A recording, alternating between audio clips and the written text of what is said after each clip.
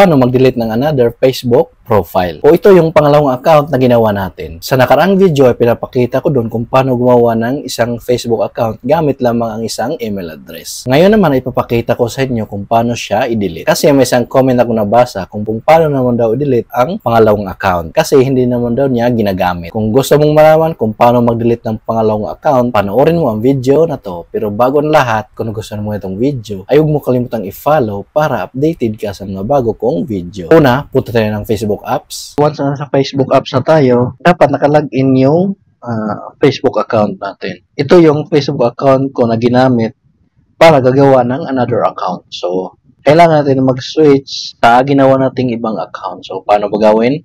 So, dito sa may upper right side, yung may tatlong linya, pindutin lang to. Katabi ng pangalan natin ay makikita mo dito yung arrow at pindutin lang to. Ayan, so dito natin makikita yung ginawa nating account at page. So, pili lang kayo ng account na gusto nyong i-delete. So, yung ginawa kong pangalawang account ay itong Brightside. So, kailangan natin mag-switch dito or mag-login. So, para mag-login dito ay pinutin lang natin to.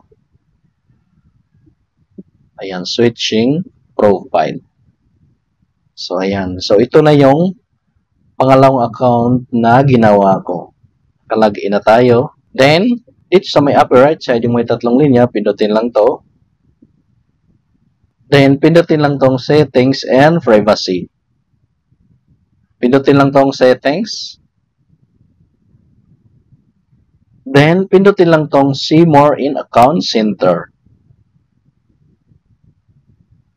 Then, under sa account settings, makikita mo dito ang personal details at pindutin lang to. Ayan, so dito na makikita yung contact info, date of birth, then identity confirmation, at account ownership and control. Then, pindutin lang tong account ownership and control.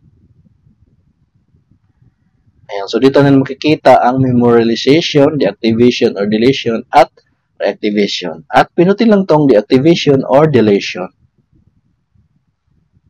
Ayan, so lalabas yung account natin, yung main account, tsaka yung ginawa nating pangalawang account. So, pipiliin lang natin tong ginawa nating another profile o pangalawang account. So, select ko lang tong Brightside.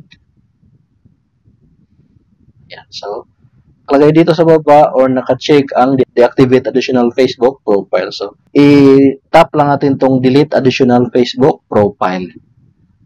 Then, pinutin lang tong continue. Ayan. So, pili lang kayo ng option na gusto nyo. So, ang pipiliin ko lang dito ay I spend too much time on Facebook. Then, pindutin lang tong continue.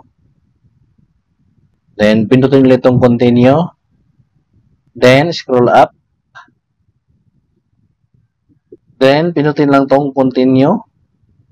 So, kailangan i-enter yung Facebook password natin. Yung Facebook password natin na main profile. Then, pagkatapos ma-enter yung password, pinutin lang tong continue.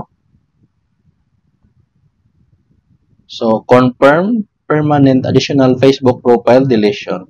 Then, pinutin lang tong delete profile.